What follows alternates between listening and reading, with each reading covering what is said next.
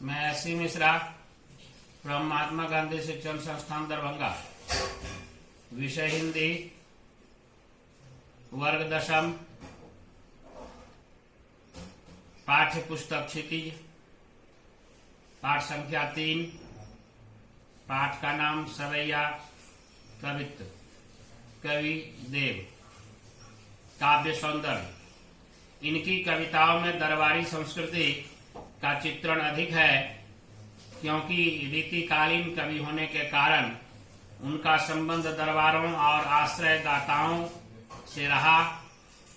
इसलिए देव भी उस संस्कृति से अछूते न रह सके।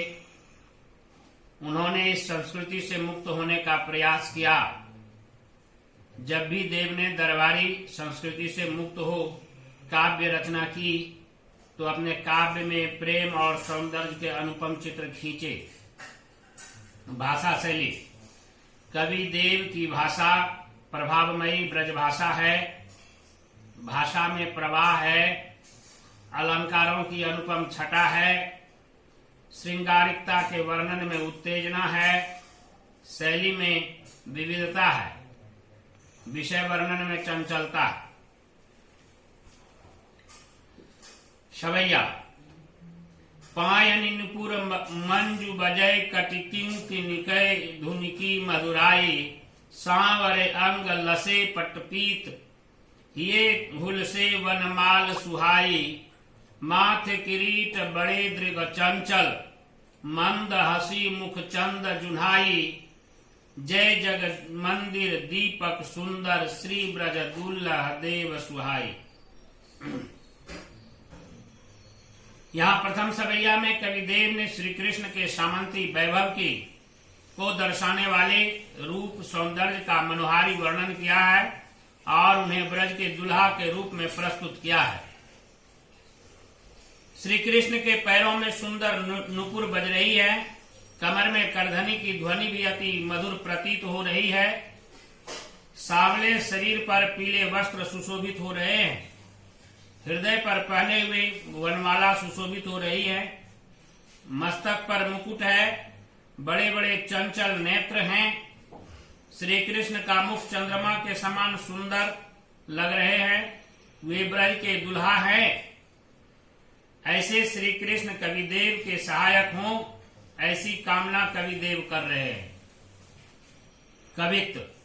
डार द्रुम पलना बिछौना नव पल्लव के, सुमन झिंगुला सोहै तन छवि भारी दे, पवन झुलावे केकी कीर बतरावे देव, कोकिल हलावे हुलसावे करतारी दे, पूरित पराग सोम उतारो करे राई नून, कंज कली नायिका लताम सिर सारी दे, मदन महीप जू को बालक वसंत ताही, प्रातहि जगावत गुलाब चटकारी दे। यहाँ दूसरे कवित्व में कवि बसंत को बालक रूप में मानवीकरण कर बसंत का जीवंत चित्रण किया है। कमल रूपी नायिका लताओं की साड़ी से सिर को ढककर बसंत रूपी बालक की राई नमक से नजर उतार कर टोटका कर रही है। बसंत रूपी बालक के लिए पेड़ और उसकी डालियां पालना है, जिस पर वृक्षों के नए नए पत्तों का बिछौना बिछा हुआ है। सुमन सुसज्जित झिंगोला उसके शरीर पर सुशोभित हो रहा है। ऐसे उस बालक के झूले को वायु झोंका दे रही है। मयूर तोता बालक से बात कर रहे हैं। कोयल शिशु को हिला रही हैं और हाथ की ताली बजाकर उसे प्रसन्न कर रही हैं। कोयल कमल रूपी नायिका अपने सिर को लताओं की साड़ी से ढके हुए पराग कणों को उड़ा रही है। इससे ऐसा लगता है कि मानो राई नमक से बालक की नजर उतार रही हो। राजा कामदेव के बालक बसंत को गुलाब की चुटकी बजाकर जगा रहा है। कवित्व।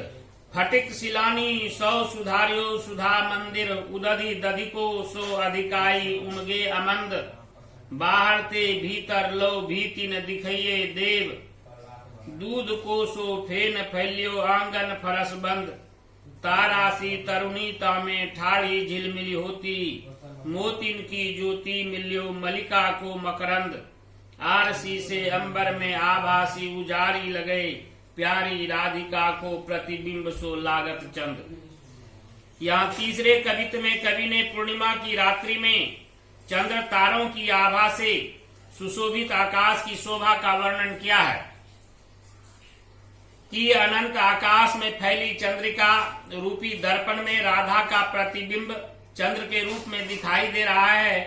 पूर्णिमा के रात्रि में छिटक रही चंद्रिका के बीच आकाश के सौंदर्य को देखकर कवि देव कल्पना करते हैं कि स्फटिक शिलाओं से सवार कर अमृत रूप आकाश मंदिर को निर्मित किया है।